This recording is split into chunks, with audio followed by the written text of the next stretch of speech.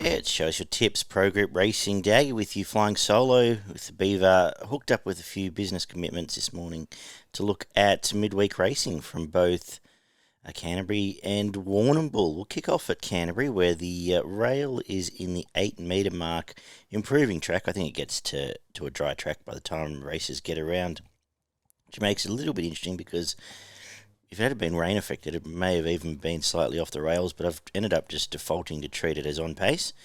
Scratchings have been quite minimal, just looking this morning, so we'll see how the card plays out. We kick off with probably the most interesting race on the card. The Babies stepping out in the maiden over the 1200 metres, where by all rights, the Little Pumper is a correct favourite and on top from me. Coming off Saturday grade, Tim Clark and the fence and pretty much complete control of the race. All ticks here around the $2.20 mark looks pretty good to me. The Waller runners scare me. Militarised from memory is one of the nicer horses in the Beamer draft this year. Dundee Colt, and I think he's a nice horse. Trials have been good, a little bit scary. Maps negative back in the field, and around this time of year, Waller starts to roll out some of these better 2-year-olds as they head towards the big autumn races, maybe looking for further, but a watch on it. But as I said, a Little Pumper on top with the market in the first. The second is a 1,580 metre maiden, where I didn't really struggle. I thought there was two main chances, actually. Utopian Spirit I was keen on last time. Not a lot went well. Now, according to Racing New South Wales Maps, gets leaders back perfect. J-Mac is on and should, in theory, only have to get past the one horse there. Hit the line fairly well along the rails last time in. And Beauty Crusade has been good both times in. Will win a race. This may well be it. I think they're the main two chances. It fell away pretty sharply after that, as far as I was concerned. Perhaps an opportunity arise to back both there. I'll probably have the bigger play on the 2 and save the 1. Looking at that. Third, a 1,350 metre maiden. Best bet on the card comes up here. I like the debut of Hollywood here on the back of some nice trials. Maps perfectly, gets James McDonald again, which, it's a story of every midweek meeting we look at, isn't it, really, in Sydney? But I think this is a nice horse. I think it'll win this and hopefully head towards Saturday grade. I had the main danger as Orinko, who's seen the track here. Wasn't bad hitting the line last time out. Drawn for a nice blending run there, around a $12 mark. I had as the main danger if you're looking for one at a price. The rest of these are all quite well exposed and sort of had enough of them. The fourth, benchmark 72 over the 1250. Dynamic Impact on top for me. I actually going all right. This prep, both runs in have been okay. Just too far back last time out. Unbeaten track and distance. The scratching of Morales probably just takes a slight bit of pace out of the race, which may well help the leader too. I thought the other main chance here was Game Theory, who did run really well, just grabbed late in a much stronger race out wide last time.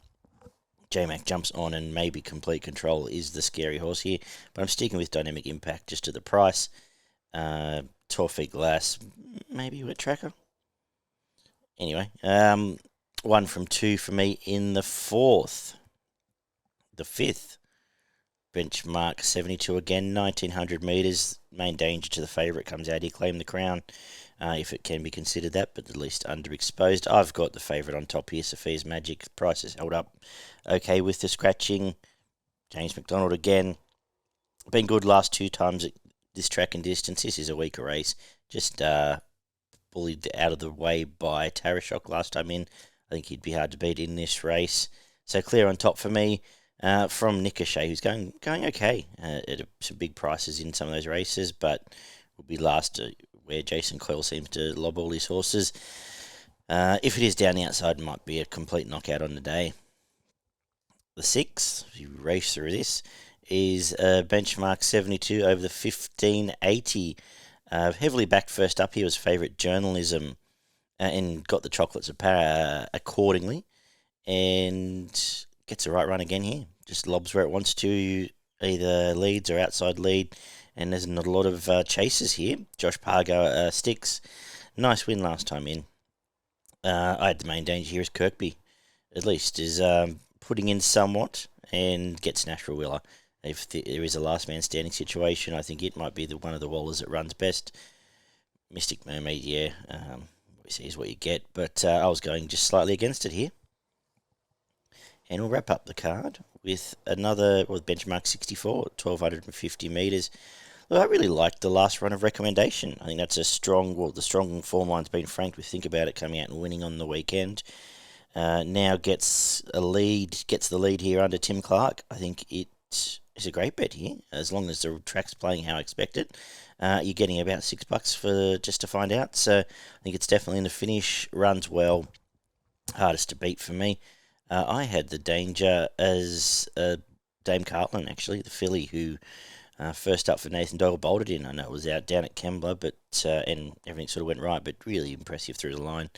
And I was happy to look at both those ways. Yes, powerful pegs back from a Saturday, but perhaps not the most, perhaps not the strongest Saturday form line. So keen that we might have a bit of value in the last there on a card that was pretty much a case of wanting to stamp favourites or not, I found.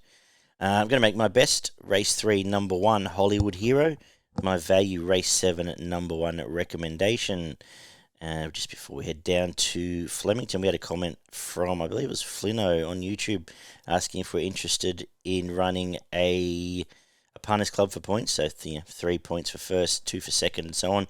The answer is no. I'm very lazy and don't want to. So, but I will put it forward to the Pro Group Racing team and see if they're interested in doing something through the website. Both Beaver and I are, though, involved, and I'll give them a plug now because their autumn carnival kicks off this week. If you want to take us on in tipping, head to Facebook or Instagram and look for PCTC Punters Comp Tipping Challenge, or paid and free comps there. You actually get your odds for your selections. So if you tip something at $10, you get 10 points. They have autumn comps kicking off and running from this weekend right through to the championships, about 13 weeks. Check that out. If you sign up and mention that you came from the Show Us Your Tips Boys, you get a free specials package as well, which gets double your points on a selected runner each week, which is very handy over the course of 13 weeks. They also run Footy and Frothy's Footy Tipping Comp, the other show I do in conjunction. If you want to get into some NRL tipping, there's competitions for that. There's AFL, they've just finished their Big Bash, or about to finish their Big Bash, all sorts of stuff going there. So check them out across both their social platforms. Good friends of the show, Gaz and the team. As we head down to, I think I would have spent that time looking up my Warrnambool form guide, but no, nothing if not professional here. Here we go. The Bool is the backup meeting, where again it's sort of a case of stamping favourites and not. But we kick off 1,100 metres maiden to start the day. Not a huge fan of really betting at Warrnambool, I'll be honest, but let's see how we go. Hopefully, we'll drawing track now. We've got to a good 4. Keep an eye on the weather. The rail is out 9 there.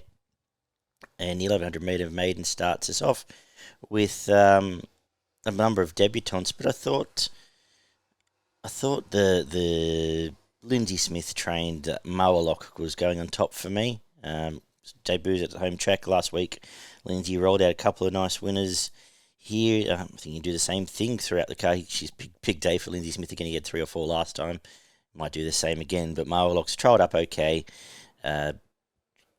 Is primed to run well here from the other debutante, Severina, from the other local trainer, Simon Wild. But yeah, bottom weight to start the day. 1,300 metre maiden comes up next for the 3-year-olds. And a lot of debutants here. Do I really want to jump in, head first to this? No. But by all weights and measures and reasoning, Queen Air's coming back to a Warrnambool maiden from finishing 3rd in a Group 1 last time out. It's got to mean something.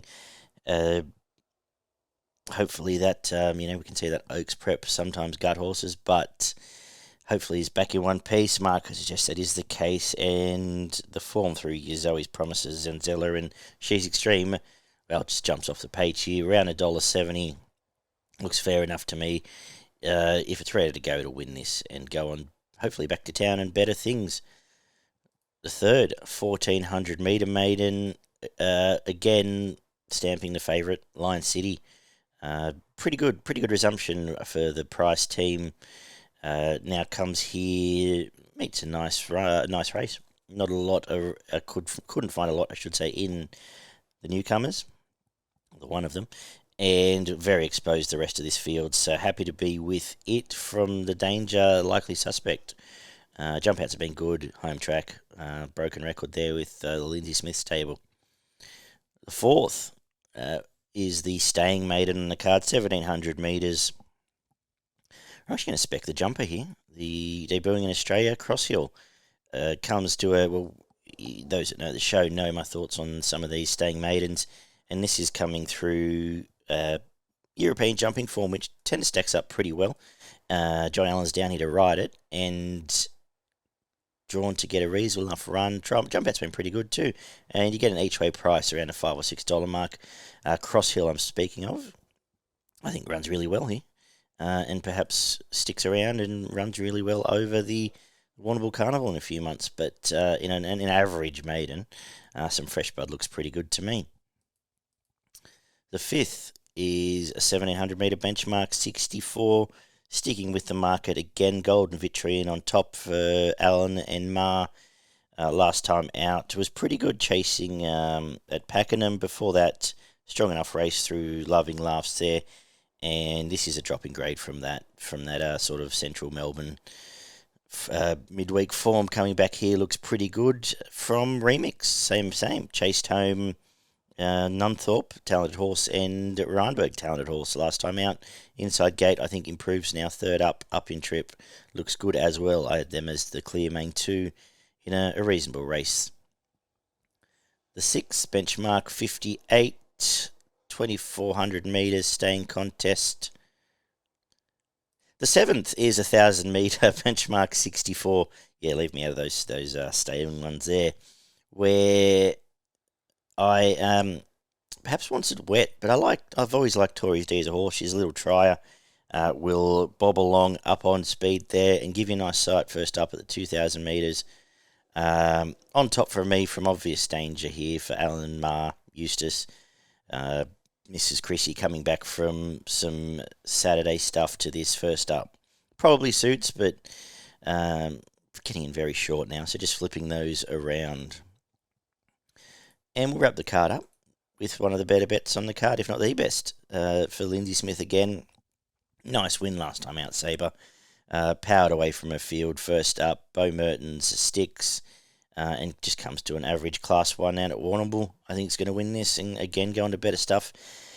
I'm going to make it my best to race 8, number 1, Sabar, around a $2.30 mark. I think it runs well, but some of those... Good day for Lindsay Smith. You can pair up a couple of those favourites throughout the card and maybe find a bit of value somewhere there. And my value on the card will be the jumper, race 4, number 2, Crosshill. I think runs well at a each way price there. That's it. A whirlwind look through this afternoon's racing. Good luck, punters. Take care, stay safe this Savo as we head towards some good racing. Only 2 weeks away from, 8 days away from the first Group 1 of the year. Looking forward to that, but I'll be back with Beaver to discuss all things racing this weekend. Check out his articles. He's got some tips coming up for both Thursday and Friday. They'll be on progretracing.com.au. Take care. Talk soon. Bye-bye.